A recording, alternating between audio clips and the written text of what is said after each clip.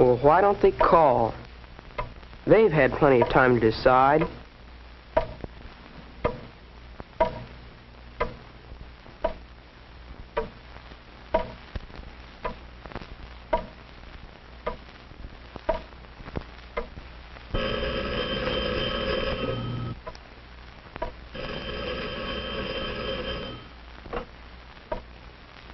Hello? Yes, this is John. Yes, I know why you're calling. They did. Oh, they did. No. I guess that's it then. Thanks anyway.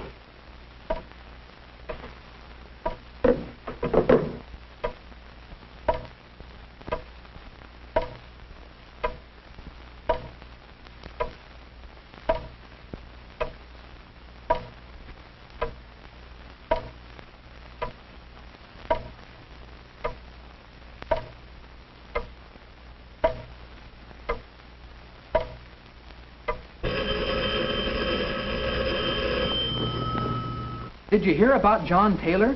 They voted him out as student council representative because he was caught cheating. Who? John Taylor voted out John as student Taylor council cheating? representative. Who is cheating? John Taylor? John Taylor? John Taylor? John Taylor? John Taylor? You a cheat, John? John, what have you done? Remember how it all started? The day you went over to Mary's house to study for the test. Remember? All right, John, now look. The problem is to factor x squared minus 9x plus 20. Now, how do you do it? Let's see. X squared minus 9x plus 20. You take the x squared minus the 9x and... Oh, you subtract x from x squared, and then you... Oh, golly, Mary, I don't know anything about this factoring business. John, you do too. Now, the answer is the quantity x minus 5 times the quantity x minus 4. Now, do you see how I got it? Yeah, I guess I do. But golly, Mary, this stuff's awful. I just don't get most of it. You'll just have to. You won't pass the test tomorrow. I know it. Mary, if I get stuck on the test, you'll help me, won't you? How can I help you? It's easy. Miss Granby hardly ever comes back to where we sit. If I get stuck, I'll just ask you for the answer. Well, I don't know. Oh, forget it. I probably won't have any trouble anyway. But you remember what happened the next day, John. Miss Granby's test was even tougher than you thought it would be. There were a lot of problems you couldn't work, and it seemed to you that you didn't stand a chance of passing the test. And right there in front of you sat your pal Mary, with her head chock full of all the answers you needed. You thought about it. There you were, desperate. And there was your salvation within arm's reach. So you decided to take a chance. You asked Mary for help. And of course, Mary, being Mary, gave you the help. It was all so simple. You began to wonder why you'd spent so much time worrying about the test. Yes, sir, you felt pretty pleased with yourself. You'd put one over on Miss Granby. A few days later, Miss Granby returned the graded papers.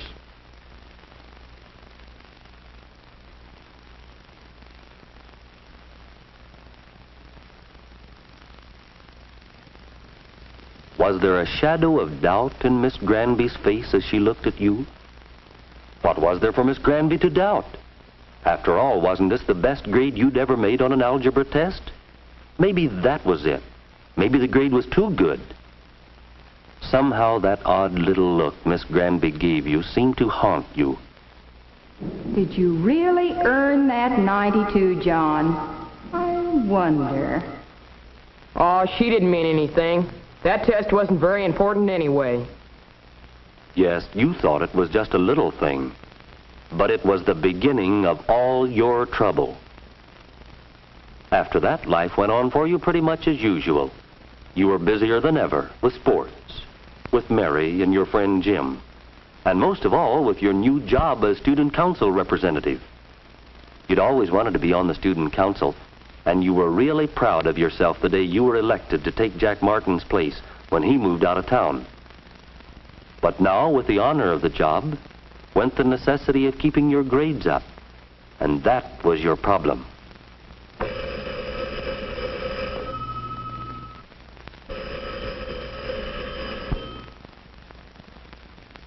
Hello? This is Jim. Let's go down to Sam's and get a hamburger. I can't, Jim. I've got homework to do. Oh, don't worry about it. You've got plenty of time.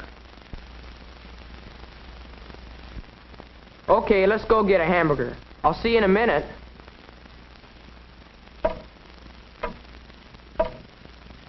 The big clock in the hall went on ticking off its even measure of time, and you went on as before. You and Mary were still the best of friends, but Mary had assumed greater importance to you. You came to depend upon her more and more in your schoolwork, although you scarcely realized it.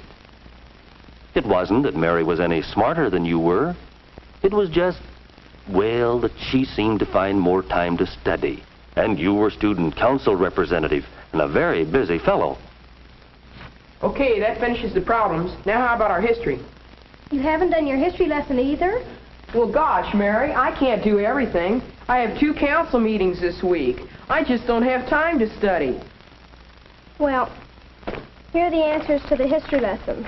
But I think you're going to have trouble when we have tests and all these things. What are you going to do about the big test tomorrow? Oh, I'll get by all right. If I have trouble, you'll help me again, won't you? And that's how it was. Gradually, Mary had become your partner, although as time went on, she seemed less willing to do your work for you. Sometimes Mary looked at you almost as Miss Granby had. Well, so long, Mary. Thanks a lot for your help. Yes, thanks a lot for your help, Mary. Whether you intended to help him or not, it was clear John depended on you. Didn't you begin to wonder what you were letting yourself in for? Take the next day, for instance, the day of the test.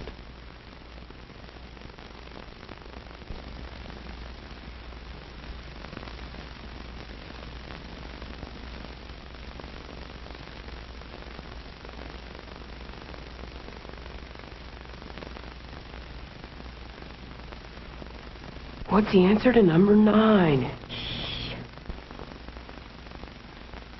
You gotta help me. What's the answer to number 9?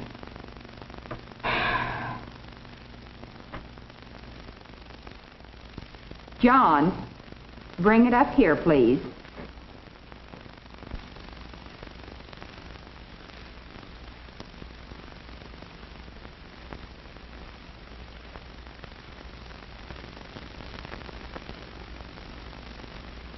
I'm afraid I'll have to give you both 0 on the test. And both of you are to report to me after school, please. So you were caught, John. You were exposed in front of the class. And what's more, Mary was involved too. Mary, who was only trying to help. And then what happened? Your classmates seemed to treat you a little coldly. Perhaps it was because they had studied and worked hard for their grades. Maybe they felt that your cheating gave you an unfair advantage. And their thoughts about you were reflected in another way. Hey, what's up? Meeting of the student council. That's funny. My name isn't on there. I'm on the student council. I don't think you'd want to come to this meeting. It's about you. Me? That's what I hear. Say, would you mind calling me after the meeting's over and let me know how it comes out? No, I wouldn't mind.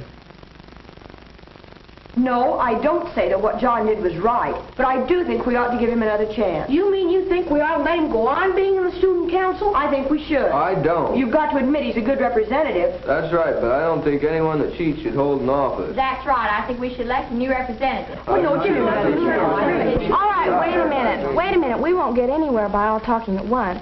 Are we ready to take a vote now? All in favor of giving John another chance, hold up your hand. All who think we should elect a new student council representative, hold up your hand. Well, I guess most of us feel the same way about it. Who's going to tell John? I'll tell him. I said I'd call him when the meeting was over. I'll call him as soon as I get home. John, I guess you know why I'm calling.